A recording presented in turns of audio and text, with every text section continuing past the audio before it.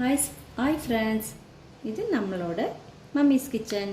இன்றைக்கி நம்ம எப்படி ஸ்வீட்டாக நாக்கில் வச்சோன்னையே உள்ளே போகிற மாதிரி ஒரு கேசரி எப்படி பண்ணுறதுன்னு நம்ம இப்போ பார்க்கலாம். வீடியோக்குள்ளே போகிறதுக்கு முன்னாடி நம்ம சேனலை சப்ஸ்கிரைப் பண்ணுங்கள். ஹாய் ஃப்ரெண்ட்ஸ், இது நம்மளோட மம்மிஸ் கிச்சன். இன்றைக்கி நான் கேசரி எப்படி பண்ணுறதுன்னு உங்களுக்கு சொல்லி காமிக்க போகிறேன். கேசரினா ரொம்ப ஸ்வீட்டாக நல்லா இருக்கிற மாதிரி எப்படி பண்ணுறது அப்படிங்கிறத நான் இப்போ உங்களுக்கு சொல்கிறேன். முதல்ல நம்ம இப்போ என்னெல்லாம் தேவைங்கிறத நான் உங்களுக்கு சொல்லிடுறேன். முதல்ல நம்ம வெள்ளை ரவையில் கொஞ்சம் பெரியதாக இருக்கிறது இந்த கப்பில் 2 கப் எடுத்திருக்கேன். ஒயிட் சுகர் 5 கப் எடுத்திருக்கேன். ஒரு கப்புக்கு 2.5 கப்புன்ற விகிதத்தில் எடுத்திருக்கேன். உங்களுக்கு ஸ்வீட் கம்மியாக வேணும்னா நீங்கள் கம்மியாக போட்டுக்கலாம். ப்ளஸ் முந்திரி நான் 20 to 25 எடுத்திருக்கேன். திராட்சையும் அதே அளவு எடுத்திருக்கேன். ப்ளஸ் பைனாப்பிள் எசன்ஸ் எடுத்திருக்கேன். இது ஆப்ஷனல் தான், உங்களுக்கு வேணும்னா நீங்கள் போட்டுக்கலாம். இது ஒரு முடி போட்டால் போதும், இல்லை தேவையில்லைன்னா நீங்கள் இதை விட்டுறலாம். ப்ளஸ் நெய் நான் ஐயப்பா நெய் தான் எடுத்திருக்கேன். இதில் ஒரு 50 to 75 கிராம் வரை எடுத்திருக்கேன். அப்புறம் கேசரி கலர், இதுவும் ஆப்ஷனல் தான், வேணும்னா போட்டுக்கலாம். நான் எல்லோ கலர் எடுத்திருக்கேன். இப்போ நம்ம ஒரு அகலமான பாத்திரத்தில் ஒரு 2 ஸ்பூன் நெய் போட்டுக்கலாம். சிம்மில் வச்சுக்கலாம். அதில் நம்ம இப்போ இந்த 2 கப்பு ரவையை போடுறோம்.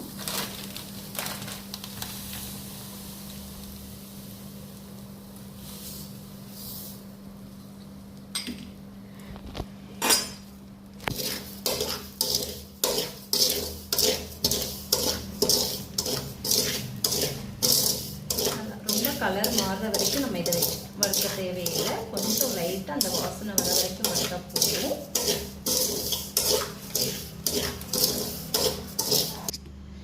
இப்போ நம்ம ரவையை வறுத்து எடுத்துக்கிட்டோம். இப்போ அதே பாத்திரத்தில் இப்போ நம்ம நெய் 2 ஸ்பூன் போட்டுக்கலாம்.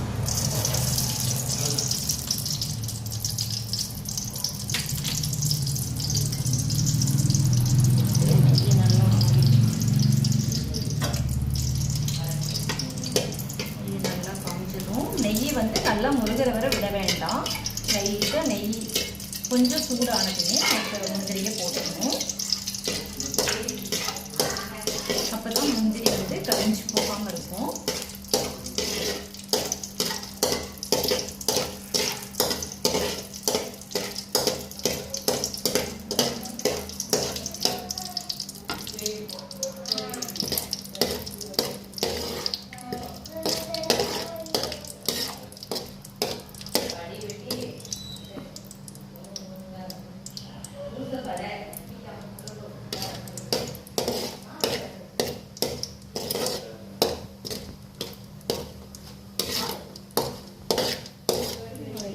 பொன்னிறமாக வந்ததுமே இந்த முந்திரியை நம்ம எடுத்துடலாம்.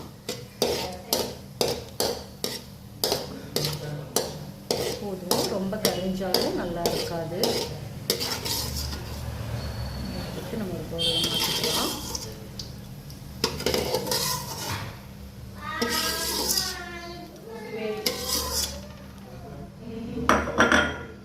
அதுலேயே இப்போ நம்ம இந்த திராட்சையும் போடலாம். திராட்சை போடுறதுமே நல்லா ஊற்றி வரும்.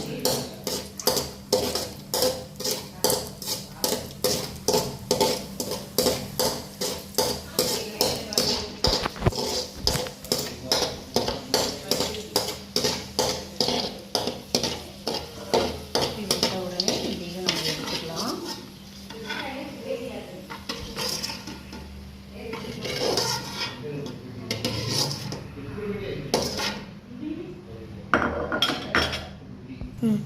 இப்போ நான் இதே கப்பில் 6 கப்பு தண்ணி எடுத்திருக்கேன். இந்த தண்ணியை சட்டி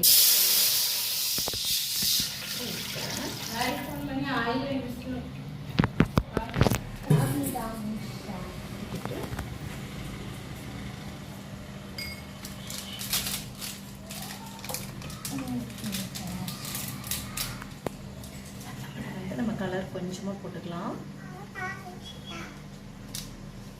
ஒரு 1/4 டீஸ்பூன் அளவுக்கு போட்டால் போதும்.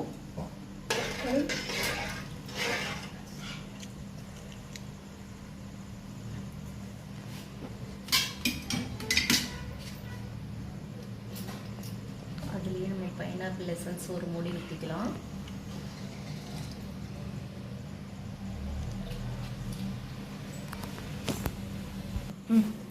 இப்போ இது நல்லா கொதிக்கணும். கொதிக்கிற வரை நம்ம வெயிட் பண்ணுவோம்.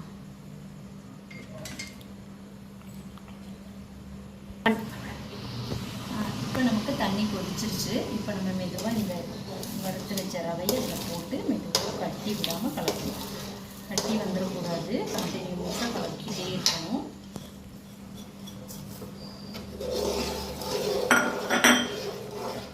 கொஞ்சம் சிம்மில் வச்சுக்கலாம் அடுப்பை.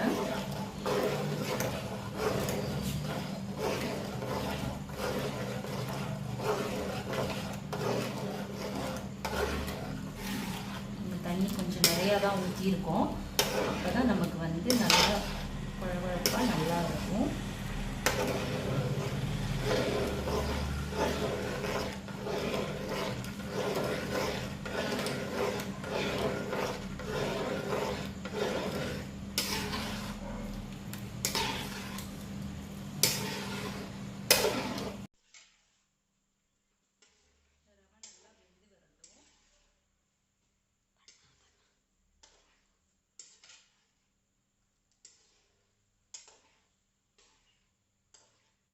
இப்போ வந்து நமக்கு ரவை வந்து முக்காப்பதம் வெந்துருச்சு.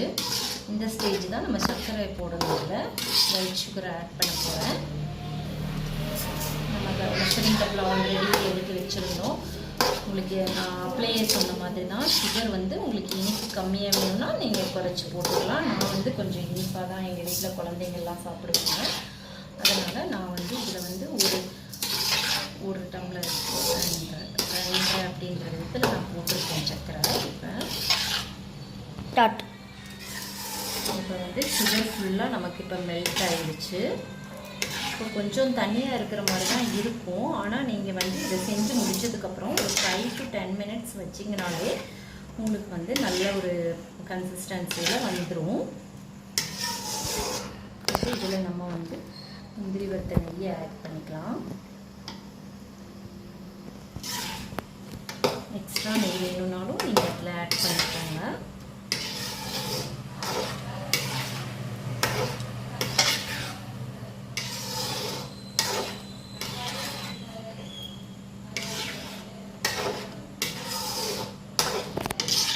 பாருங்கள், இப்போ நல்லா ஒட்டாமல் வர ஆரம்பிச்சிருச்சு. பாத்திரத்தில் ஒட்டவே இல்லை.